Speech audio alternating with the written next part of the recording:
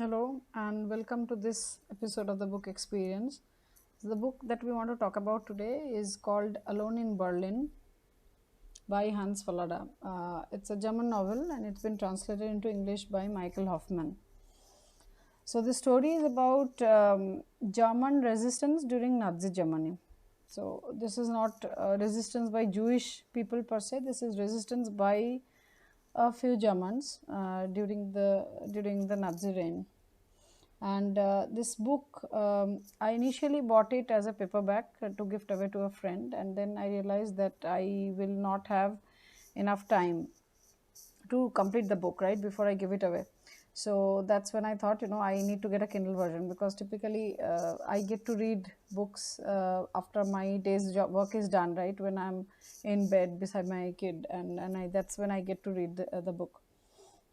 So I got a Kindle version as well, right? So this is one of those rare novels which was bought as a paperback, but then also as a Kindle version, and rightly so, because although this is a piece of fiction which is based on a somewhat true story. It reads like a crime fiction.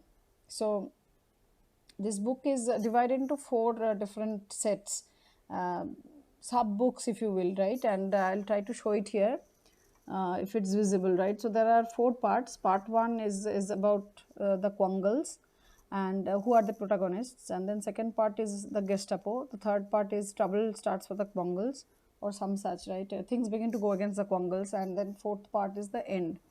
So I know no spoilers, but this story is about a couple, the Quangles, who face a personal loss, and then they start to go against the Nazi party in their own way. Right? It's not a very organized fashion of resistance. It's more of what a layman might do, and that's what the Quangles do. And then you have a lot of peripheral characters like Nazi party members. There's a Persik family in the same building, right? And there's a gentleman called Judge From, and then there's a Jewish lady called Fräulein Rosenthal. Then there's a lowlife called Borkhausen, and then there's a guy called Eno Kluge.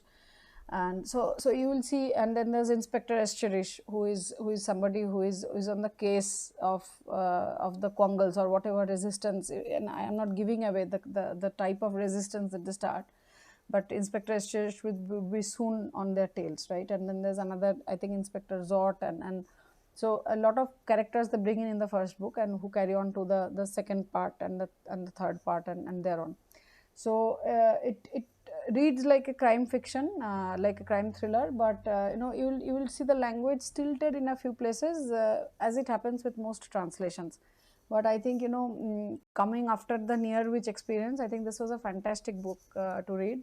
And although this is a 600-page novel, so it's a long novel, I literally raced through it, because it really appealed to my literary spirit, if you will. So I strongly recommend this. Do give it a try, and let me know what you think about the book in the comment box. I'm also thinking of getting to read recommendations.